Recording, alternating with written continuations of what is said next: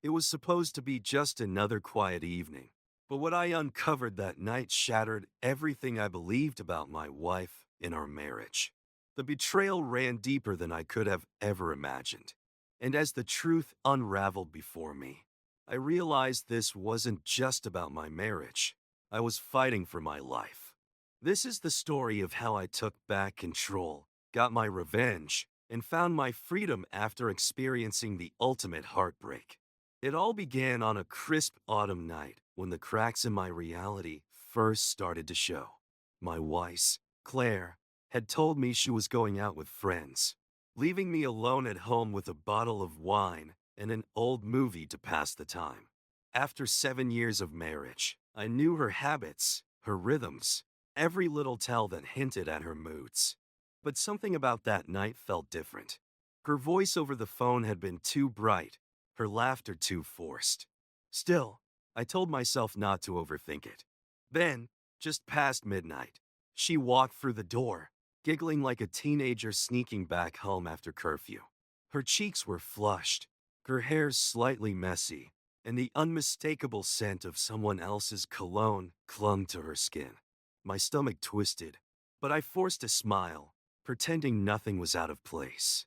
Claire collapsed onto the couch, kicking off her heels, flashing me a carefree grin. "You're in a good mood," I said, setting my glass down. "Yeah, it was a great night," she replied, her voice light, almost giddy. "The girls and I had so much fun. Just drinks and laughs, nothing crazy." I nodded, studying her closely. "Glad to hear it." As the night went on, I noticed the way she avoided looking at me, how she clutched her phone like a lifeline. Suspicion crept in, but I stayed silent. Confrontation wasn't my style, not yet, at least. Instead, I decided to wait, to watch. After all, trust was the foundation of our marriage. Or so I had thought. The next morning, Claire was unusually cheerful, humming to herself as she made breakfast. Her phone buzzed repeatedly, but she never once picked it up. When she stepped out of the kitchen, I couldn't help myself. Heart pounding, I reached for it and unlocked the screen. We had always known each other's passcodes, a sign of trust that now felt like a cruel joke. The messages were undeniable.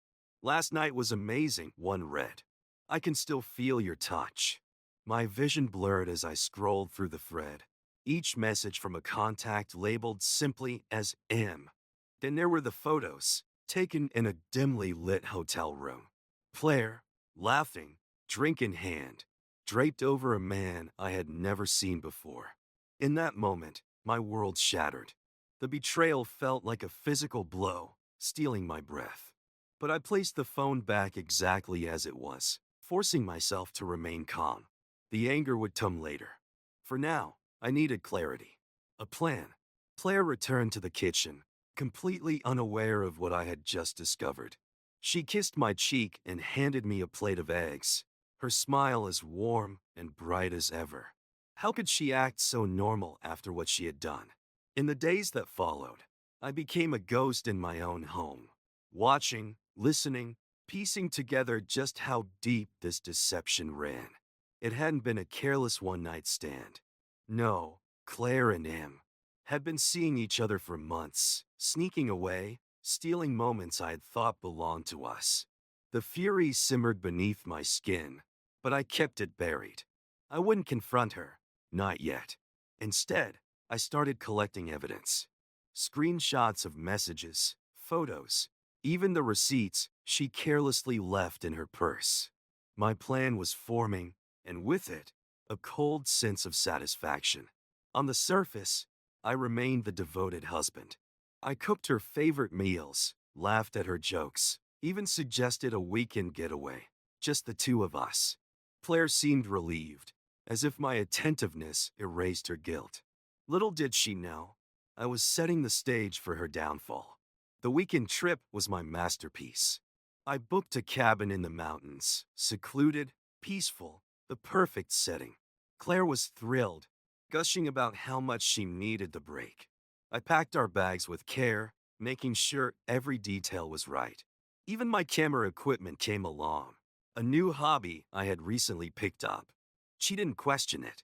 The first night was perfect, at least on the surface.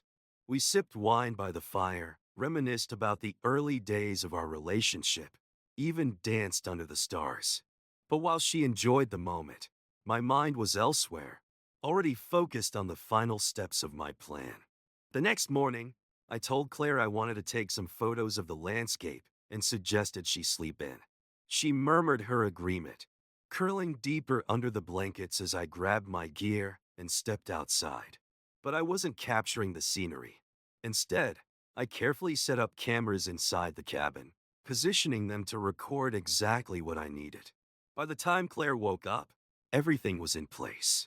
Later, I suggested we go on a hike, mentioning a beautiful spot I had found. She hesitated but eventually agreed.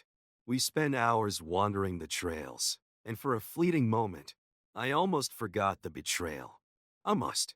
Back at the cabin, her phone buzzed nonstop. She glanced at it, her expression tightening with frustration. Work stuff? She muttered, quickly dismissing the notifications. But I knew better. That night, I played my part one last time. I cooked her favorite dinner, refilled her wine glass every time it ran low, smiled as if nothing was wrong. She had no idea what was coming. When she excused herself to the bathroom, she left her phone on the counter. I picked it up and typed a single message to Ma'am. Let's end this. Then, I deleted the entire thread. By the time we got home, Claire had slipped comfortably back into normal life. Her laughter filled the house, her smile never faltering, until she reached for her purse. Her face went pale. She rummaged through it frantically, her hands shaking. "Where is it?" she whispered, panic creeping into her voice. "What's wrong?" I asked, my tone laced with false concern. "My wedding ring," she murmured, eyes wide with fear. "Oh no," I said, feigning sympathy. "When was the last time you had it?" She looked up at me, guilt and desperation flashing across her face. I don't know. I must have taken it off somewhere." She had no idea that I had hidden it myself.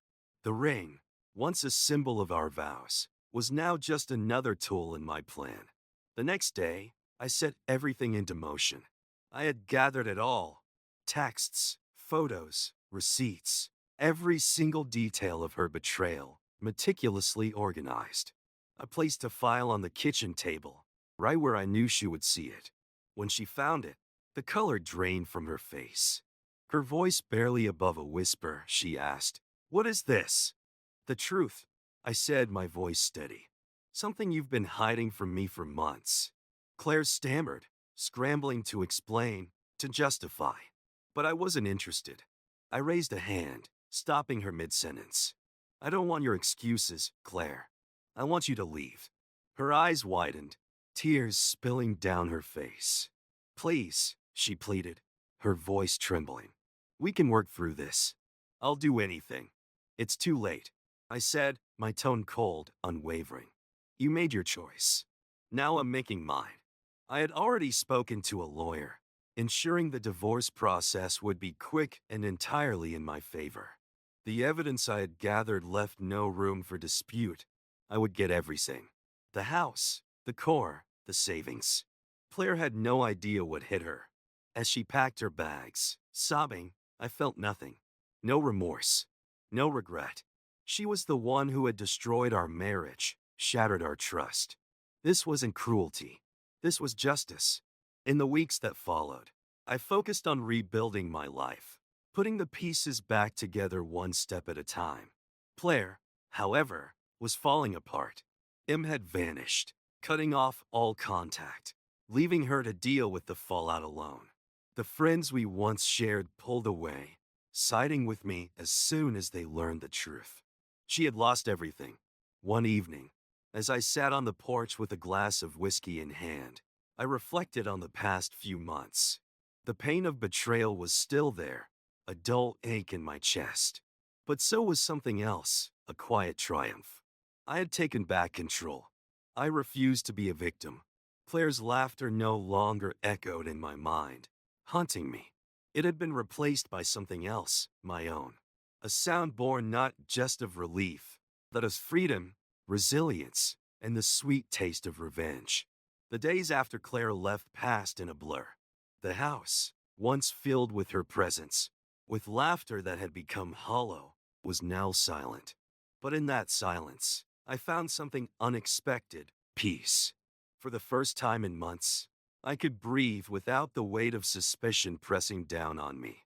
My mind was clear, no longer plagued by doubts and unease. I turned my focus inward. I took long walks, reconnected with old friends, and rediscovered hobbies that had been forgotten over the years. The betrayal still lingered, but with each passing day, it lost its hold on me. I wasn't just the man who had been cheated on. I was the man who had survived it, and I was moving forward. Claire, on the other hand, was unraveling. I didn't know where she was living now, but from the few conversations I had with mutual friends, I knew she was struggling. She had lost her marriage, her home, and her social circle. And damn, the man she had risked everything for had abandoned her without a second thought. It was a harsh truth, but it was one she had brought upon herself. One evening, I ran into Sarah, an old mutual friend, at a local cafe. She hesitated at first, but then sighed and spoke. "She's a mess, Jack," she admitted. "She's been trying to reach you. But, well, you just gone from her life now. She has nothing left." There was pity in her voice. I shrugged. Claire's absence was no longer something I carried. She made her choices, I said simply. Now she has to live with them. Sarah nodded, studying me for a moment. "I know," she said. "I just hope she's learned something from all of this. And you, how are you doing?" For the first time in what felt like forever, I smiled. A real, genuine smile. "I'm good, Sarah," I said. "I'm finally free." And that was all that mattered. As the weeks passed, I moved on. The divorce was finalized quickly, exactly as I had planned. I came out on top, as I knew I would. The house was mine. The savings remained untouched. And every time I stepped through the door, I felt it, a deep sense of satisfaction. But more than anything, I felt lighter. The weight of betrayal was lifting, piece by piece, with every passing day. Claire's attempts to contact me became less frequent. A few messages, filled with apologies and pleas for another chance. For forgiveness. I never replied. My silence was my answer. She didn't deserve the closure she was looking for. Because closure wasn't something I owed her. It was something I had already found on my own. Months later, I sat on my porch, watching the sunset. The house was quiet, peaceful, finally mine again. For a brief moment, I thought about Claire, the woman I had once loved, the same woman who had betrayed me. But there was no anger left, just quiet acceptance. She had her reasons, but they were never enough to justify what she did. As the last light of the day faded into darkness, I lifted my glass, toasting to the future, to my freedom, to the new life I was building. I wasn't the same man I had been before. I was stronger, wiser, and I would never let anyone take my peace away again. Her betrayal had shaped me, but it had never broken me. Claire thought she could get away with it, but the truth always comes out. And in the end, justice always wins. This story isn't just about revenge. It's about reclaiming your life when everything feels lost. If you've ever faced betrayal or heartbreak, you know the pain. But there's always a way forward. Don't let anyone take away your peace. Thanks for watching. And remember, always trust your instincts. If you've been through something like this, share your story in the comments. Like, subscribe, and know this: you're not alone. And you can come out stronger on the other side.